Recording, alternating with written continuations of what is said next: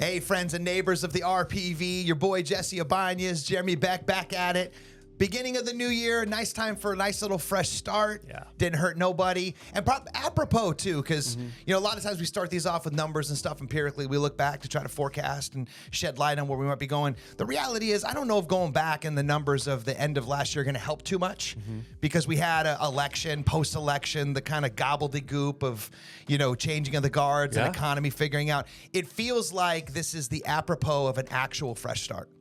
And yeah, I want to hear some rate stuff. My boy will be bringing that here shortly. But on the real estate side, especially inside the gates, gang, we have a very seasonal market up there, right? And if you've been when, you know, hanging out with us and then also in the neighborhood for years, you've seen that, right? Like we have seasons up there in the big highfalutin 7-figure market, kind of, you know, the rest of Alpine, you know, we're kind of a band apart. We're like a little bit of an island. And so as we talk about seasons, a lot of folks, what they do is they look at the season and say, hey, if I'm thinking about doing something in 25, I'll probably wait till like spring, late spring, early summer, right? And while that still may be true, because last I checked, I don't think we have any crystal balls hanging out around here, but it looks to be right now that more inventory is starting to spike earlier than any other month that I've ever been doing. We're in our third decade now of doing this. So we've got a nice little empirical data sheet to draw from. More listings coming online for us in January and February than any other year we've been in business. So I know usually when you see it. True for us, it's probably true for every other company as well. So it might behoove us, fellow ranchers, if you're thinking about 25, maybe skirt that time horizon up a little bit. Because what you do want is you want low inventory, high demand, right? You want to be the only one selling in the ranch at that time, or maybe 2 or 3 max, right?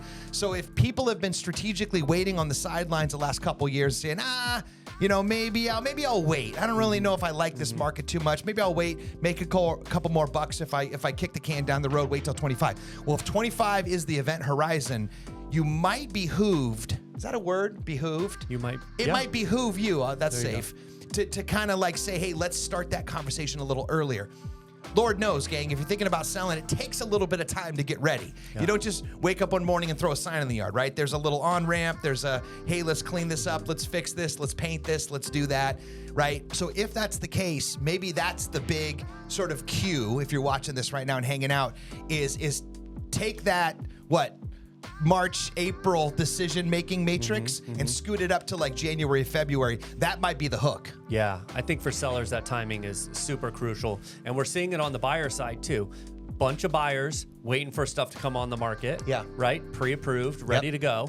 And then specifically for folks who are buying in the upper markets, maybe selling and then buying, what's really cool right now is with rates hanging so high, the lenders are getting a little bit more creative. And what are the rates high right now? Are they 6s? Where are we at? Up into the 7s. We're still in 7s. Yes. Okay. And they're continuing to climb. And they're going up. Yes. And I don't think most people realize that, right? I got a couple calls recently where people said, hey, I heard rates went down. And the question is always from where. But if you go ahead and look at the chart, even since we had a little reprieve in September, since September it's been up. And that's the bottom line, is that rates are continuing to rise. Now, will they flatten out? Hopefully, get a little chill. My point is that with the current environment right now, since rates are higher, products are slow. Banks want to do loans, so they start getting creative. And where do they get creative? They start chunking out of the margins, right? So a little more flexibility for home buyers, a little more flexibility for self-employed folks, a little bit more flexibility if you can't prove your income at all. No document stuff, like all that Which stuff. hasn't been in the zeitgeist for the last, decade almost. Right. And so it's come back around because of the lack of transactions for these lending institutions, right? They're like, what can we do to get more business? That's right. And so they start opening up the parameters there. And why is that important for, say, a seller or a buyer? Because it allows you a little bit more flexibility. I can't tell you how many times I talk to someone and they say, well, I called my bank and they said I can't afford it. Okay. But is that where you stop the conversation? It's really important to understand all the different options that are available. And typically one institution does not provide that. And most people think, and I hope I'm not like, projecting this onto everybody, but like if the bank can't do it or it's not look good, then that means nobody, or it's going to be too expensive. And maybe that was true in the last 9.5 years, but now it's like they're opening up the. Okay. That's a good point. And especially over the last couple of years, the lesson that I've learned in helping my clients navigate this is we don't know what's going to happen, and so because of that, we want to follow the plan. So I've got a client who is an investor. Like his plan is to buy property. He went out and he got a loan.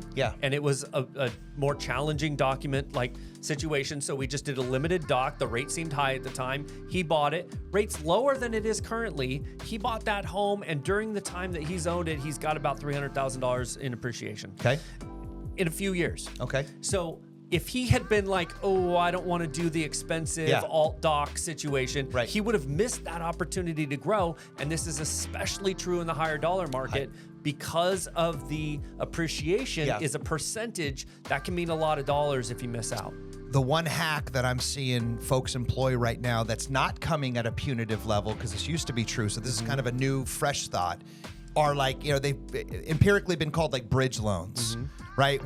Because what's the hardest thing anybody does with it? If you're going to buy again, there's this weird, horrible purgatory logistical thing you got to manage of like, oh, do I sell then buy then sell? Am I homeless? We collectively, all of us, definitely the ranch, have made so much money in appreciation over the last handful of years that chances are good that the math will be such to where you can get one of those loans to where you're staying in your home, you're pre-approved for the next purchase, not contingent on the sale of your house. Right? That's the key element, because everybody knows you go walk around, you're peddling into any buyer market in California, in San Diego, or out. No one wants to deal with a contingent offer. It's like a hope and a prayer. And you can actually go in and compete with the other buyer demand, lock that one up, actually close it, then on your own pace and rhythm and cadence, move out of your home without the proverbial gun to the head, and then move out and then move into the new home, cool, settle in, then have time, not an unrealistic amount of time. Like they want you to do the damn thing. I think it's like, 30, 45 days or something. 90. Get the 90 actually, thank you, lender in the house, to get the home ready, get it back on the market, and then sell it to where now this is being sold minus a contingency also, right? So you're not overpaying for the home you're going in. You're not hastily making waste by going, oh my God, I got to get a home, and settling. You're getting the home you want. You're competing at it, and you're not paying too much, and then you're not leaving any money on the table on the home you're vacating. And that's a really cool option right now to take advantage and harvest all of the dormant equity that we built up in the ranch. Yeah, it's a terrific opportunity to do that little cup and ball trick without having to pay a lot of extra money. And one thing that I heard you say, which I don't want to step over, is leaving money on the table. So when you do a contingent offer, you might end up in a hurry to take whatever offer, or you're giving up more on the buy side. Like those are a little intangible. So when someone looks at like, oh, well, I have a higher rate to do my bridge loan, or I have carrying costs, that's going to screw everything up. Not necessarily if you're making up a little bit of money on those other ends. Yeah. And gang, your friends over here at the Greenhouse Group, we have programs in place that also allow for preparation to occur. We got money set aside for that even. We know all the bells and whistles of what folks in the ranch are looking for. Can save you from doing improvements that aren't going to yield returns. That's a big conversation to have as well, to make sure that 25 ends up being that fresh start that we hope for all along. And that's where you can lean on us, right? Lean on us for that expertise. So free consultations on both mortgage side and real estate side. We're happy to help. I could pop down anytime, and then we could share our opinion of what we think your home is worth. Till then, let's go get it, gang. Happy 25.